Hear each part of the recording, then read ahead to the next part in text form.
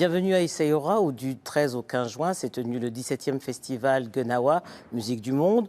En marge des concerts populaires, le Conseil national des droits de l'homme a co-organisé un forum sur le thème Afrique Avenir. Driss Yezami dirige depuis sa création le CNDH, institution qui remplace le défunt Conseil consultatif des droits de l'homme créé en 1990 par le roi Hassan II. L'Afrique à venir, c'est le thème donc de ce colloque qui a réuni diverses personnalités des deux rives du Sahara pendant donc 3 jours à Essaouira. Comment le continent doit-il capitaliser cet agenda mondial qui lui est plus que favorable, Driss Yezami? Écoutez, en multipliant les espaces de débat, comme ce forum que nous venons d'organiser, en multipliant aussi les partenariats économiques, comme c'est déjà en partie le cas entre Africains, entre acteurs économiques africains, en multipliant aussi les occasions pour la société civile de se retrouver, et en essayant, me semble-t-il, sur certaines questions essentielles, comme par exemple l'école, la condition des femmes, les modalités de réconciliation, entreprendre des projets communs. Ce que nous faisons par exemple au Conseil national des droits de l'homme, c'est avec des pays comme la Côte d'Ivoire, le Togo, le Mali, l'Afrique du Sud, la Tunisie aujourd'hui, réfléchir par exemple sur comment on peut avoir une vague africaine des commissions vérité et réconciliation. On a une vague latino-américaine. Il me semble qu'aujourd'hui, c'est l'heure de l'Afrique, par exemple, dans ce domaine, d'apporter encore plus à elle-même et à l'humanité. Alors comment le Maroc, quel rôle le Maroc entend-il jouer pour renforcer justement cet axe avec l'Afrique subsaharienne? Écoutez, en retrouvant de manière encore plus éclatante ces racines africaines. D'où l'importance, par exemple, d'avoir les historiens que nous avons pu écouter durant ce forum. Aussi en se préparant à accueillir l'autre. D'où c'est le sens de l'opération de régularisation et de manière générale de la nouvelle politique migratoire que le Maroc est en train d'entreprendre dans la difficulté, mais que nous voulons réussir. C'est aussi en multipliant les initiatives dans le cadre d'une stratégie globale qui a été renforcée avec un nouveau souffle, une nouvelle dynamique par les voyages de Sa Majesté le Roi en Afrique subsaharienne. Alors au-delà du changement du sigle, on est passé du CDDH au CNDH. Qu'est-ce qui a évolué dans l'engagement du Maroc en termes de droits de l'homme aujourd'hui? Écoutez, c'est d'abord une constitution adoptée en 2011, en juillet 2011, qui a intégrer toutes les recommandations de la Commission Vérité et Réconciliation. Et nous avions fait au Maroc, entre 2004 et 2006, une commission vérité qui avait publié un rapport avec des recommandations pour garantir la non-répétition des violations graves des droits de l'homme. Elles sont aujourd'hui dans la Constitution, 60 articles sur les droits de l'homme. Maintenant, nous sommes à la deuxième phase, qui est celle de mettre en œuvre ces dispositions constitutionnelles. D'où cette session parlementaire actuellement en cours et les deux qui vont se succéder d'ici la fin 2014, vont adopter des lois sur la justice, l'indépendance de la justice, des lois sur la presse, plusieurs lois sur la parité et l'égalité, hommes-femmes, et enfin un certain nombre de dispositions importantes pour des catégories vulnérables, 3 lois sur l'immigration et l'asile, et des lois sur les personnes en situation de handicap et les enfants. Alors, quelle satisfaction le militant que vous êtes, et vous êtes certainement sans doute demeuré, a-t-il tiré de cette commission sur la réconciliation et l'équité? Écoutez, il n'y a pas de voix dans nos sociétés. Toutes nos sociétés connaissent à un moment ou à un autre. Et il y a des exemples que l'actualité nous fournit malheureusement, une actualité tragique. Toutes les sociétés peuvent être traversées à des moments par des conflits politiques graves. Il n'y a pas d'autre solution que, d'essayer de les gérer pacifiquement, de s'asseoir pour les regarder en face et essayer d'en tirer des leçons. Je dis souvent que la réconciliation, ce n'est pas le consensus. C'est la capacité collective de gérer pacifiquement nos dissensus. Donc il faut regarder nos difficultés en face, il faut trouver des modalités de réconciliation qui se passent par le dialogue, par la reconnaissance des torts, parfois des crimes aussi qui ont été commis, parfois des crimes graves qui ont été commis à des moments, et essayer d'en tirer des leçons institutionnelles, pas simplement une justice, disons, vengeresse, une justice... La justice pénale est tout à fait légitime. Il y a des victimes qui peuvent avoir recours à la justice pénale nationale, voire internationale. Nous le vivons dans avec la CPI. Avec la CPI. Mais fondamentalement, ce n'est pas la seule solution. Des victimes ont légitimement droit à cela, mais c'est en essayant de voir les réformes structurelles qu'il faut mettre en place au niveau constitutionnel, au niveau des lois, des institutions. Et c'est aussi le rôle en multipliant des instances comme le Conseil national des droits de l'homme. Vous savez qu'il y a un réseau africain des institutions nationales des droits de l'homme, ouais. et un de nos objectifs, il y a un réseau francophone des institutions nationales que j'ai l'honneur de présider pour ce mandat. Et un des objectifs, c'est de renforcer ces institutions nationales qui peuvent être des intermédiaires entre la société et l'État.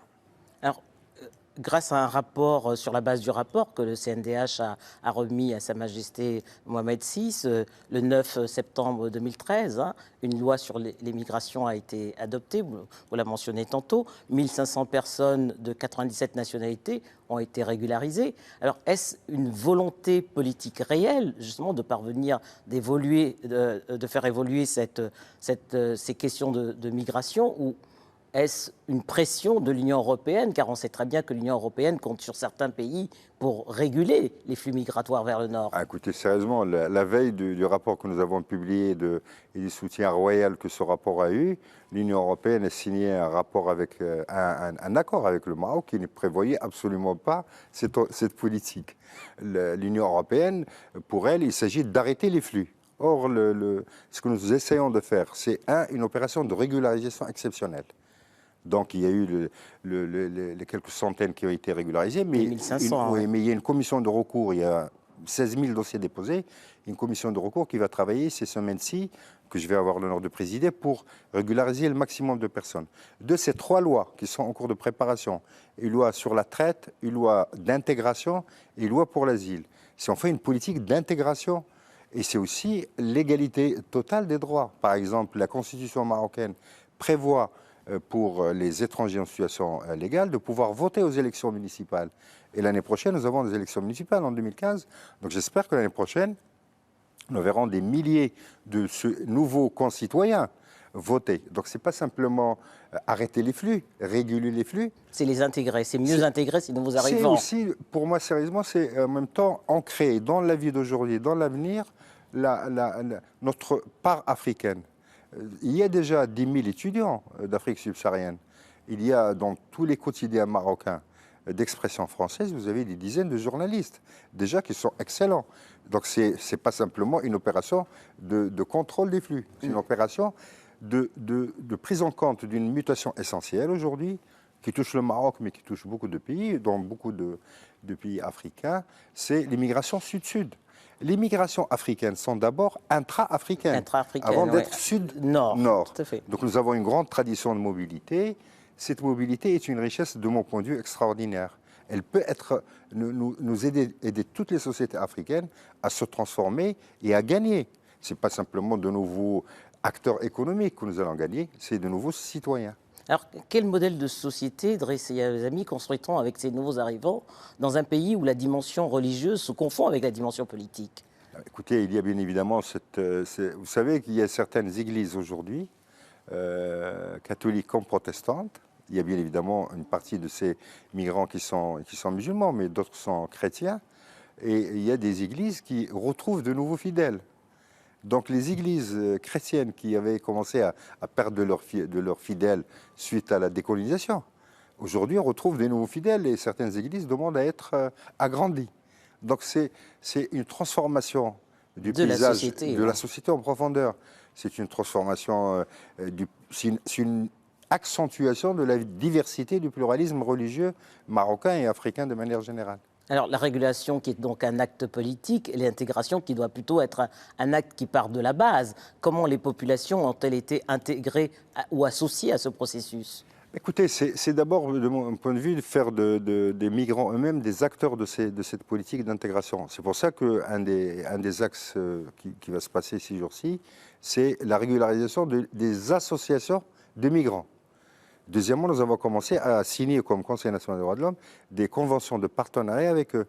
Une de nos difficultés, par exemple, c'est de convaincre les personnes qui sont dans les forêts, aux côtés des frontières de Ceuta et de Melilla, de sortir de ces forêts, d'essayer d'échapper au réseau de trafic et de rentrer dans la régularisation, au lieu de se jeter sur ces barrières et parfois de perdre la vie.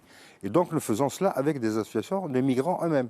Donc il faut que les migrants soient partie prenante. Ouais. Et deuxièmement, il faut aussi que la société marocaine, qui est une société comme toutes nos sociétés, qui a des difficultés économiques et sociales, chaque année, il y a 180 000 jeunes Marocains qui viennent sur le marché du travail. Donc il faut aussi qu'elle soit partie prenante. Et je pense il peut y avoir des tensions, mais en même temps, il y a des signes positifs dans la société marocaine. Par exemple, nous avons, à ma connaissance, le seul syndicat en Afrique qui avait une section syndicale de migrants sans papier depuis des années. C'est atypique. C'est absolument atypique, au sud comme au nord. Alors, pendant 2 ans, Driss Ghazami, le Maroc et l'Algérie vont siéger au Conseil national des droits de l'homme des Nations Unies. Hein, et on sait ce qui vous oppose depuis très longtemps. C'est la question des droits de l'homme au Sahara. La collaboration, je présume, ne va pas être une partie de plaisir. Écoutez, ça c'est une affaire de gouvernement. Au Conseil des droits de l'homme de Genève, ce sont les gouvernements qui siègent. Le Conseil national des droits de l'homme, pour sa part, intervient à chaque fois que le gouvernement marocain est interpellé sur la question des droits. Nous avons aujourd'hui la possibilité, grâce aux avancées, d'intervenir de manière parallèle. Et nous faisons notre travail. Vous pouvez voir sur le site du Conseil des droits de l'homme des Nations Unies et du Haut Commissariat aux droits de l'homme que nos interventions sont indépendantes du gouvernement marocain, sont différentes de celles du gouvernement marocain, ce qui fait un peu de notre crédibilité, je pense. Donc, pour moi, le Conseil national des droits de l'homme doit continuer à faire son travail de monitoring, de surveillance de l'état des droits de l'homme au Maroc, de dire exactement de manière précise ce qui ne va pas et de proposer des réformes comme en témoignent tous nos rapports. Le militant que vous êtes n'a pas perdu de son déterminisme, alors? Non, mais écoutez, c'est la détermination du militant reçu, c'est la détermination des membres du Conseil, c'est aussi la détermination des membres des 13 commissions régionales dans celle du Sahara. Nous avons 3 commissions régionales actives, dont par exemple la crédibilité, l'efficacité, l'ouverture et le pluralisme ont été reconnus par M. Ban Ki-moon, par Mme Navi Pillay, par l'ensemble des ONG internationales. Notre rôle, c'est de faire notre travail, parce que nous avons accompli beaucoup, mais il reste beaucoup à faire. Vous êtes donc un homme satisfait? Non, je suis un homme... vous savez, il y a un grand romancier palestinien qui a disparu, Emile Habibi, qui a fait un roman qui s'appelle L'Optimiste. C'est l'articulation du pessimiste et de l'optimisme. Donc vous êtes entre les deux. Il faut travailler. Merci, Driss Ghazami. Merci de votre invitation.